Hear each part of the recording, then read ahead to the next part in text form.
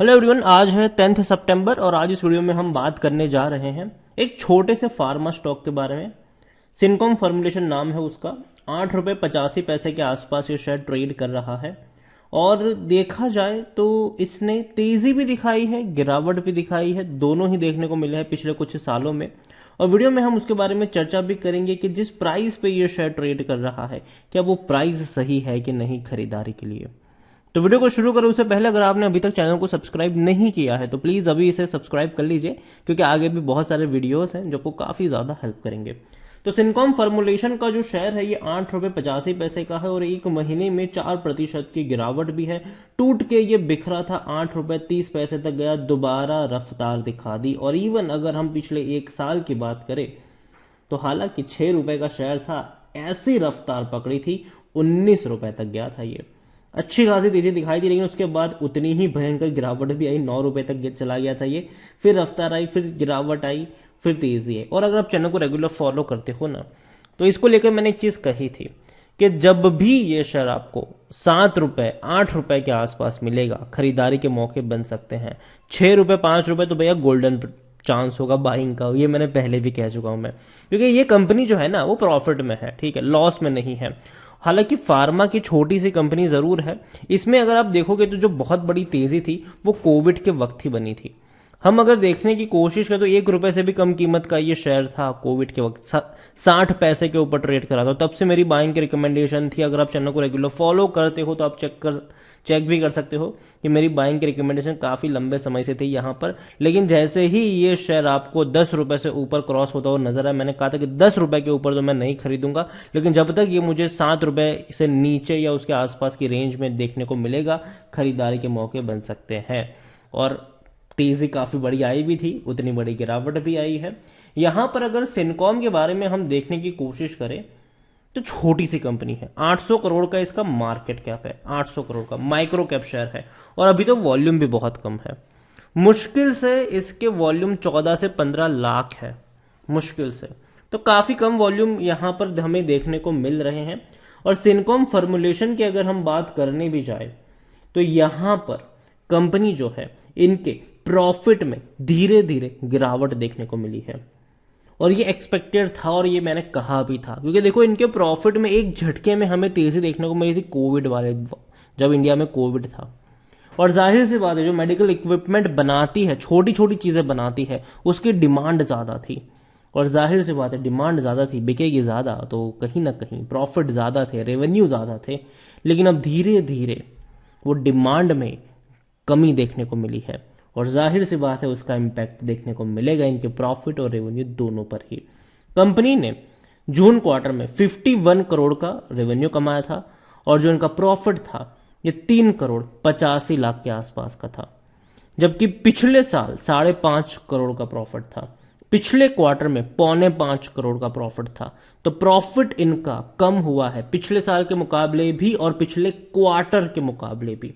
और यही वजह भी है कि शेयर अभी थोड़ा सा स्ट्रगल कर रहा है। लेकिन अच्छी बात अगर आप देखो जो काफी सरप्राइजिंग है कि भैया प्रमोटर ने बहुत बड़ा गेम खेल दिया, प्रमोटर ने बहुत बड़ी क्वांटिटी खरीद ली।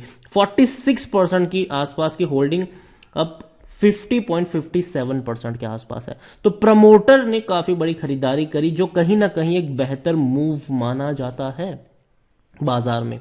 जब भी किसी कंपनी में प्रमोटर बड़ी क्वांटिटी में खरीदारी करते हैं, जिसका कहीं ना कहीं ये अंदेशा होता है कि या तो प्रमोटर कुछ बड़ा प्लान कर रहे हैं इसीलिए और ज्यादा क्वांटिटी खरीद रहे हैं, क्योंकि जाहिर सी बात है फायदा प्रमोटर का भी होगा यहां पर। लेकिन एक और चीज है कि भैया बड़े फंड हाउसेस इससे दूर है। एफआईएल्स एक भी शेयर नहीं है एफआईएल्स के पास, म्यूचुअल फंड के पास भी नहीं है, इंश्योरेंस कंपनी के पास भी नहीं है। तो कह सकते हो कि जो बड़े फंड हाउसेस है उसने इससे दूरी बनाई हुई है। सिनकॉम में देखें तो 100% लोग according to Moneycontrol user खरीदने की बात कर रहे हैं, 100% लोग। यहां पर अगर आप एक और नजर करेंगे तो पिछले जितने भी ट्रांजैक्शन हुए वो खरीदारी के हुए हैं। जून महीने में प्रमोटर आशा की तरफ से खरीदारी की गई है, प्रमोटर बिमला की तरफ से भी खरीदारी हुई है। जून में अगर आप देखोगे तो बड़ी बड़ी क्वांटिटी। फरवरी में भी अगर आप देखोगे तो प्रमोटर की तरफ से खरीदारी की गई है। 2022 की बात कर रहा हूं मैं, ज्यादा दूर नहीं है ये।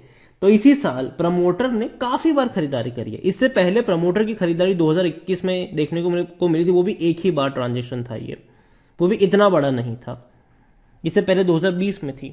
तो प्रमोटर ने पिछले 3 सालों में जितने भी ट्रांजेक्शन किए हैं वो खरीदारी के ट्रांजेक्शन है, और ये अच्छे संकेत माने जाते हैं किसी भी कंपनी में। यहां पर अगर आप देखो रेवेन्यू लगातार बढ़ रहे थे इनके, ठीक है, लगातार बढ़ रहा था। 185 करोड़ का रेवेन्यू 205 करोड़ पर आया, कोविड का वक्त था ये, ठीक है। फिर बाद में 245 करोड़ कोविड का वक्त था डेफिनेटली, लेकिन 22 में क्या हुआ, धीरे से रेवेन्यू कम होना शुरू हुआ, 219 पर आ गया। हो सकता है कि फाइनेंशियल ईयर 2023 में शायद थोड़ा और कम रेवेन्यू भी देखने को मिले आपको, क्योंकि देखो यार डिमांड जो है ना उस वक्त ज्यादा थी, अभी धीरे धीरे कम हो रही है। लेकिन लेकिन लेकिन इसका मतलब ये है कि कंपनी खराब है, कंपनी में खरीदारी के मौके बनेंगे। यहां पर प्रॉफिट भी आप देखो तो लगातार बढ़ रहे थे, 8 करोड़ का प्रॉफिट, 11 करोड़, 14 करोड़ और 21 में तो 29 करोड़ का प्रॉफिट। बाद में ये घट के हुआ 19 करोड़ 2022 में, और अभी इनके प्रॉफिट्स अगर आप देखो तो 4 करोड़ से भी कम है क्वार्टरली। तो एस्टिमेट अगर आप निकालो साल भर का तो हो सकता है कि 15-16 करोड़ में निपट जाए इनका प्रॉफिट, ठीक है। लेकिन उम्मीद करेंगे कि कंपनी कुछ करे, और जो गेम प्रमोटर ने खेला है इतनी बड़ी क्वांटिटी को खरीदने का, तो कुछ ना कुछ प्लान जरूर कर रही होगी कंपनी, लेकिन क्या कर रही है वो अभी से प्रिडिक्ट करना मुश्किल है। सिनकॉम की ये वेबसाइट है, और कंपनी जो है ना वो कोई बहुत बड़ी और बहुत अफलातून प्रोडक्ट नहीं बनाती, लेकिन मेडिकल सेक्टर की छोटी छोटी जो चीजें होती है वो बनाते हैं। सर्जिकल में अगर आप देखोगे तो कंपनी छोटी छोटी जो चीजें होती है, जैसे कि सिरिंज हो गई, ठीक है, जैसे कि भैया जो पट्टी वगैरह हम करते हैं, पाटा पिंडी कह लो आप उसको, ठीक है, वो सब करते हैं यहाँ पर। सर्जिकल टेप वगैरह हो गया, सिरिंज यहाँ पर हो गई, और इवन जो ग्लव्स होते हैं ऑपरेशन वगैरह करते वक्त जो ग्लव्स इस्तेमाल करते हैं, आईवी सेट जो होता है जिसका भी इस्तेमाल होता है, वो सारी चीजें कंपनी बनाती है। इसके अलावा और भी कई सारी चीजें हैं, ठीक है।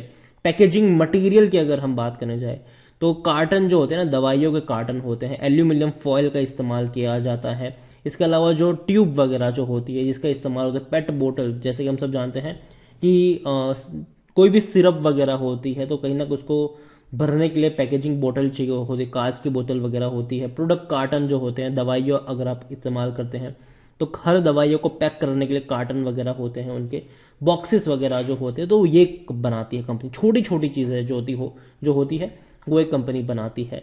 इसके अलावा फॉर्मुलेशन, रॉ मटेरियल, कई सारी चीजें हैं, लेकिन बहुत छोटी छोटी चीजें होती है ये। और इनके जो क्लाइंट्स हैं वो बड़े बड़े फार्मा ग्रुप कंपनीज हैं, चाहे लुपिन की बात करें या फिर चाहे मेघमनी की बात करें, इप्का की अगर हम बात करें, यहाँ पर आरती इंडस्ट्रीज की बात करें, कई सारी कंपनीज है, अरबिंदो फार्मा की बात करें हम, ये इनके क्लाइंट्स है। आरती ड्रग्स आप देख लो, तो इनके क्लाइंट्स लिस्ट भी काफी अच्छी कह सकते हो आप। यहाँ पर सिनकॉम देखा जाए तो खरीदारी करने का सही मौका है, क्योंकि शायद ओवरबोर्ड जोन में कोई भी रेड फ्लैग अभी के लिए नजर नहीं आ रहा है, लेकिन डिविडेंड अट्रैक्टिव पे नहीं कर रहा है ये। अगर मैं आपको डिविडेंड की तरफ ले चलूं इनके, तो कंपनी ने इस बार डिविडेंड पे किया है। हालांकि 2018, 19, 20 और 21 लंबे समय से कंपनी ने डिविडेंड पे नहीं किया था, इस बार फाइनली डिविडेंड पे किया है, और कह सकते हैं कि हर साल के मुकाबले ज्यादा ही है, लेकिन फिर भी 3 पैसे का ये डिविडेंड है। अगेन 3 पैसा, ठीक है, 3 पैसे का ये डिविडेंड है यहाँ पर। सिनकॉम में अगर आप देखोगे तो लॉन्ग टर्म में पैसा बना जरूर है, लेकिन शेयर महंगा है ये। प्राइस सस्ता आपको लग सकता है, पेनी स्टॉक लग सकता है, लेकिन वैल्यूएशन के हिसाब से महंगा है। 41 का इसका पी है, जो सेक्टर पी 34-35 से तो ज्यादा ही है। और इसीलिए मैं कहता हूं कि अगर शेयर आपको 8 रुपए के नीचे मिलता है तो मतलब थोड़ा सा ये सस्ता हो सकता है, और खरीदारी के मौके वहां पर बन सकते हैं। तो नजर होनी चाहिए जब ये सस्ता हो। होल्डिंग के बारे में देखें, अच्छी खासी क्वांटिटी प्रमोटर लेकर बैठे हैं, और प्रमोटर और रिटेल और अदर्स उन्हीं के पास ज्यादा होल्डिंग है। बड़े बड़े फंड हाउस ने यहां पर हाथ डाला ही नहीं है। 36.86% की होल्डिंग रिटेल इन्वेस्टर्स के पास है, 12.57 अदर पार्टीज के पास है। ओवरऑल सिनकॉम मुझे कंपनी पसंद है, लेकिन मैं इसको तब बाई करना पसंद करूंगा जब ये सस्ता मिल रहा हो, ना कि जब ये महंगा हो। जब 1 रुपए का था, 1 रुपए से कम का था, कई सारे वीडियोस थे मेरे बाइंग को लेकर, लेकिन जब ये महंगा होता चला गया, 10 रुपए के ऊपर हमेशा मैंने अवॉइड करने की बात करी है, और अभी भी मैं कहूंगा कि थोड़ी के लिए, मतलब कुछ वक्त के लिए इसको अवॉइड कर सकते हैं, जब तक ये सस्ता नहीं होता। और सस्ते से मेरा मतलब है 8 रुपए के नीचे नहीं आता। तो वो लेवल पर आपकी नज़र होनी ज़रूरी है। वीडियो को एंड करो उससे पहले एक और कंपनी है जो काफ़ी बड़ी है, वो है अरबिंदो फार्मा। 540 रुपये का शेयर है, 1000 रुपये से टूटकर ये नीचे आया है। और अगर आप चाहते हैं कि इसके ऊपर मैं एक डिटेल वीडियो बनाऊं तो कमेंट में अरबिंदो फार्मा ज़रूर लिखेगा। जितनी ज़्यादा कमेंट होगी उतना जल्दी वीडियो आएगा। तो वीडियो को यहीं पे एंड करूंगा। पसंद आया हो तो लाइक करो, शेयर करो। चैनल पर अगर पहली बार आए तो प्लीज़ सब्सक्राइब करें। और सिनकॉम फॉर्मुलेशन के बारे में आप क्या सोचते हैं वो भी आप मुझे कमेंट में लिखकर बता सकते हैं। Thank you.